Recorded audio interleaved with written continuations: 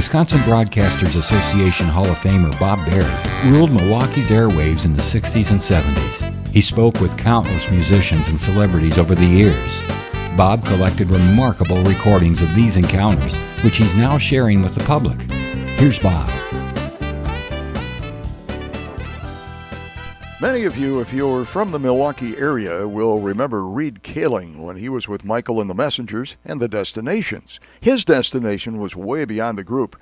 He met a lot of recording artists. He played with some of them, including Badfinger and the Grassroots.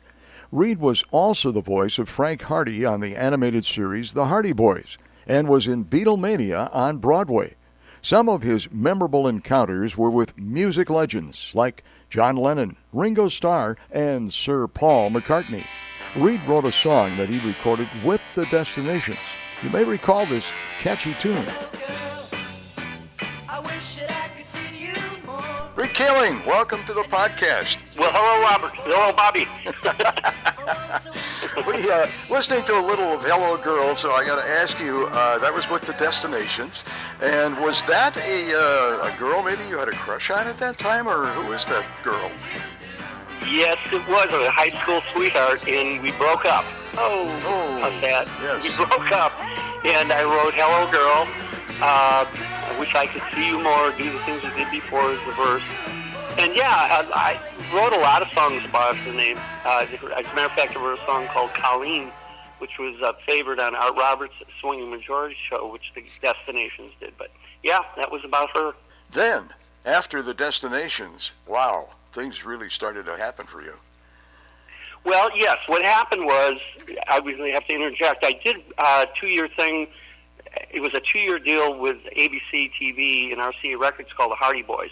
But that was short-lived. It was very successful, but it was short-lived. And then I moved out to L.A., and fortunately I had the luck of joining the Grassroots, who I'd met prior when I was in the Destinations.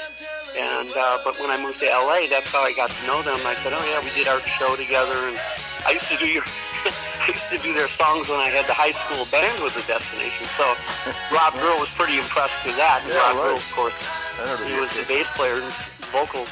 But so I did the Grassroots, and a couple of years did that. But later formed with Peter and Steve, and we formed what became down the line became Player. And, of course, they had the hit record, Baby Come Back. Everybody says, did you sing on that? And I said, no, I did not, because that was recorded after we sold the deal. I did 3 songs with them. I did the vocals and guitar work. You wrote Love Is Where You Find It?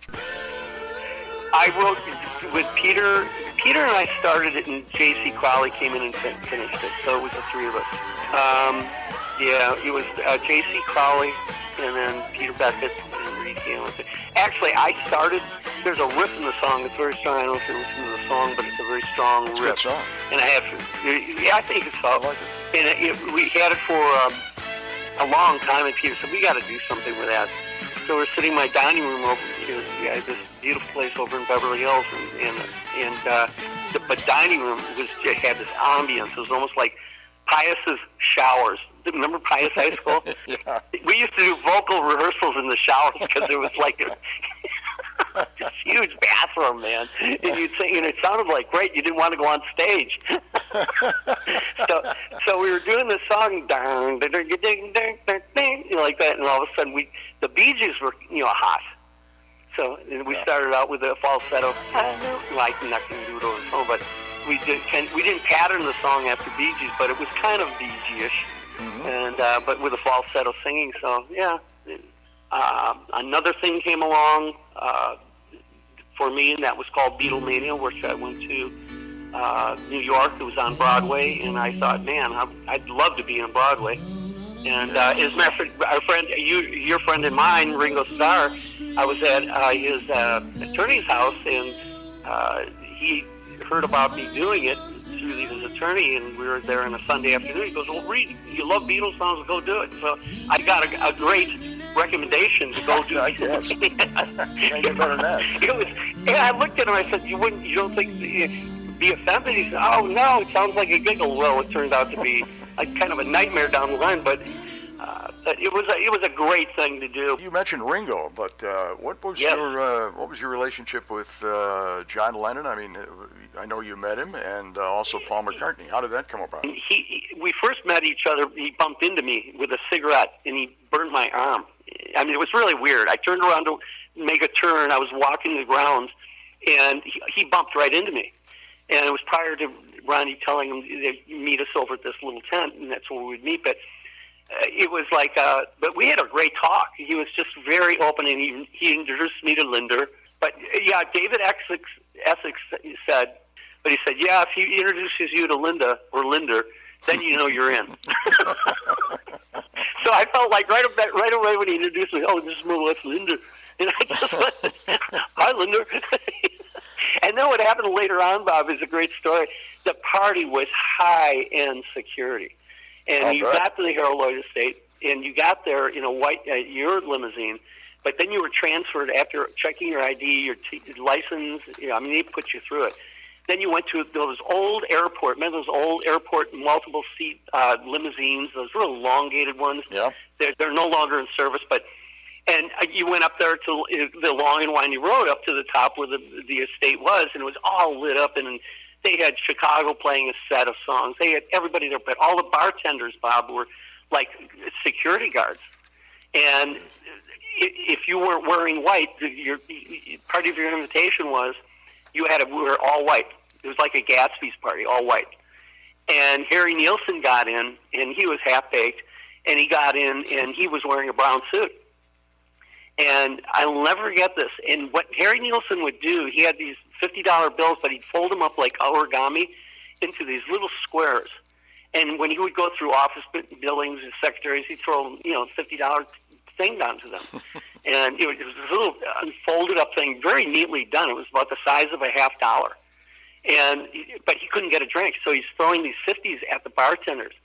And they were just ignoring him like the plague. And finally what happened was he was escorted out, and then McCartney went up there. And, of course, Paul was in total fashion. He was barefoot. He was wearing black pleated slacks, white wrinkled shirt, open up halfway, and a black vest, and arm in arm with Linder. And he walked up to the bar, and he wanted a whiskey sour, and the bartender totally ignored him. Just would not. Gosh. And so Ronnie Grekel was standing there after we. Yeah. So what happened was I walk up to the bar and I said, "Hey man, between you and this black guy who's really a very cool dude, but built like a brick." And I said, "This guy, it's his party. He's paying you. This is his birthday party." And he goes, "Oh my God!" And I said, "Yeah, that is it. That's right." So he said, "Oh, sir, I'm really sorry." And Paul said, "Whiskey sour." But his hair all slicked back like a 50s style haircut. And he was totally unrecognizable. Well, you recognize him, but he was like amongst the sea of white. The rest of the group. The rest of the group. Yeah, he couldn't get a drink. Jeez. And then Lennon was a little later. That was at the record plant. He was working. He did a project with Phil. Phil Spector. He just passed away. Phil Spector. Yeah. And they had a falling out. So he had this thing with. Jim Keltner, who was a session player in L.A., played, doubles with Ringo on stage. Jim Keltner had a fan club called Jim Keltner's Fan Club every Monday night at the record plant, and Lennon took advantage of that, and they would get musicians in, and he picked up where he and Phil left off, and he did, Stand By Me, Do You Want to Dance, and all that stuff like that. So I got in there at the record plant, and I ended up on bass because Jack Bruce was playing bass, but he got up and walked out, so I was nominated, and I picked up the bass, which I play, and played on Do You Want to Dance? But then later on, Harry Nilsson was doing a song there, Too Many Bridges to Cross or something like that, and I was playing the B3 organ, and Lennon came out and sat next to me. It was really bizarre. Sitting next to me, he was going, in his normal voice, he was like, "I really like what you do." And I said, but he said, "Can I take over?" And I said, "Sure." But no, don't go away. Give me inspiration. Here, you keep doing. I was doing a Procol Harum type of individual notes on the song, and he just loved it. And so ended up having a great night, and at about 5 in the morning when we were leaving, myself and Donnie Dacus, who ended up playing in Chicago, lead guitar in Chicago. He was there, and I had to drive him home. So Lennon wanted to jam with me and another guy on guitar because I was playing this one little riff, and he loved it. I mean, he was, John, he was just a really, down to earth kind of, tough guy, but he wasn't really as nuts as people pointed him out until, of course, as Ringo said, one brandy and sour. He's funny. The second one, he's kind of quiet, and the third one, get out of his way. What about the groupies back in that day with, the Destinations? Oh, boy. You were a good-looking guy, and you still are. And thank you, Robert. So are you. I'm sure that you had a lot of them. It was fun. Yeah, you had to be real. Yeah, it was fun. It was like to be single and touring the country with a group that was pretty damn well known, especially for the South. The Grassroots owned the South at that time. It was really great. We played some great shows. I mean, we were the like Three Dog came in after us, and then we did a couple of shows with Three Dog Night. And, but they did those outdoor, stadium shows and stuff. Oh yeah, it was fun. But it was, to be honest with you, it was like if you weren't have any scruples, you could get yourself in a lot of trouble. And so you played it pretty cool. And but yeah, the groupers were there. I mean, when that was a Hardy Boys thing, it was nuts. We went down, played this show in Birmingham, Alabama. And these little, 14, 15-year-olds, even younger than that. I mean, I had hair yanked out of. I mean, it was nuts. Then we got charged by the police for inciting a riot. But the groupie thing, it was just. I mean, Three Dog Night. They got themselves, not them personally, but their road people really got in some serious tangles. Especially, as I said, down south. I'll bet. There were a lot of girls that were claiming to be 21 that were very young, but what was that?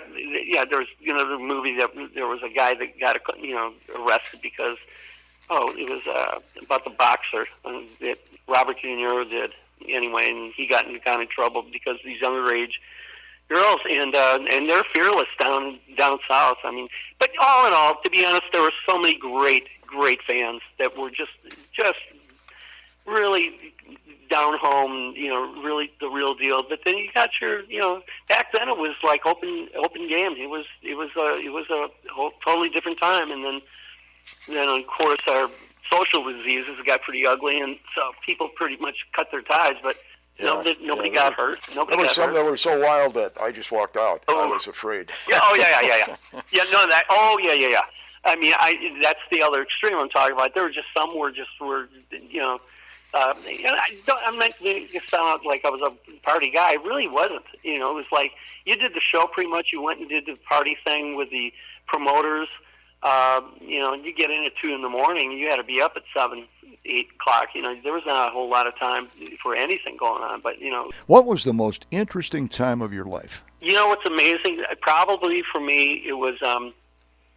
That's a great question. It was obviously the beginning, but I'll tell you the most tumultuous time was the time when I got involved with the Hardy Boys TV thing. It was the animated thing, but we were on live in the beginning, and then we did the songs for the middle portion of the show, and then they sent us out on the road. And there's a book, a huge, big book coming out in 2022, that this gentleman, Barry Putt, I believe his name is.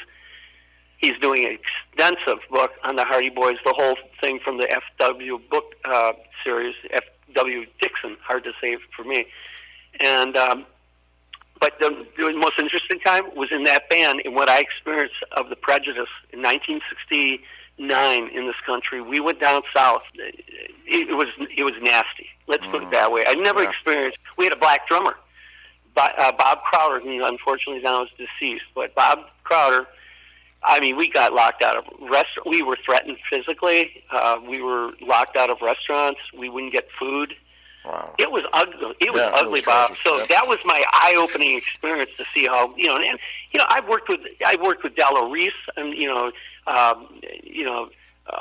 Della Reese, who was Mahalia Jackson. We did shows together down in Chicago back in '67 or wherever it was.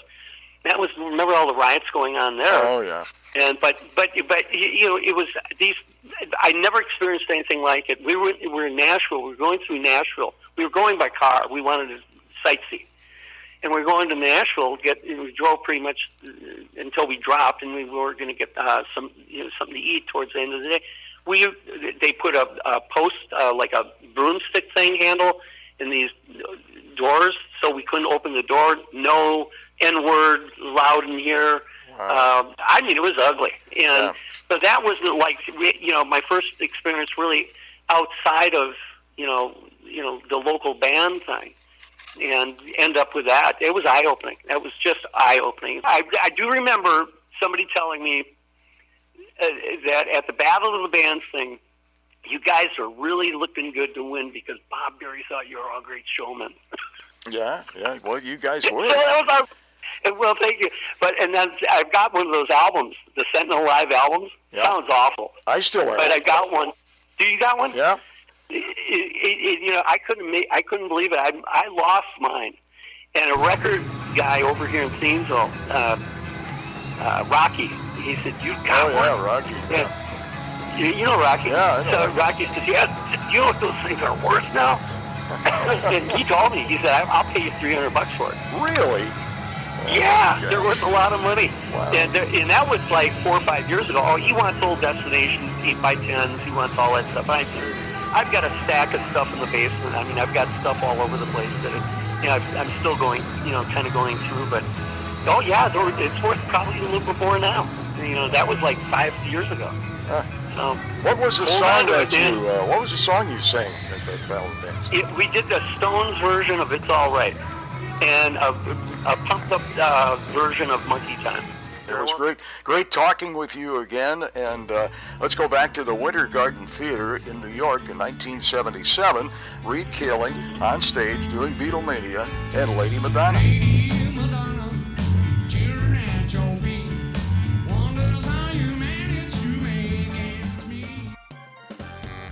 Bob Berry. Thank you for listening to Bob Berry's Unearthed Interviews. Be sure to subscribe and rate our podcast on iTunes or wherever you find your podcasts. You can find all the episodes at WisconsinBroadcastingMuseum.org. Check out Bob Berry's book, Rock and Roll Radio Milwaukee. Book sale proceeds support Angels Kids Fund and Donate Life Wisconsin. The preceding program was made possible by a generous contribution from Terry Vaughn.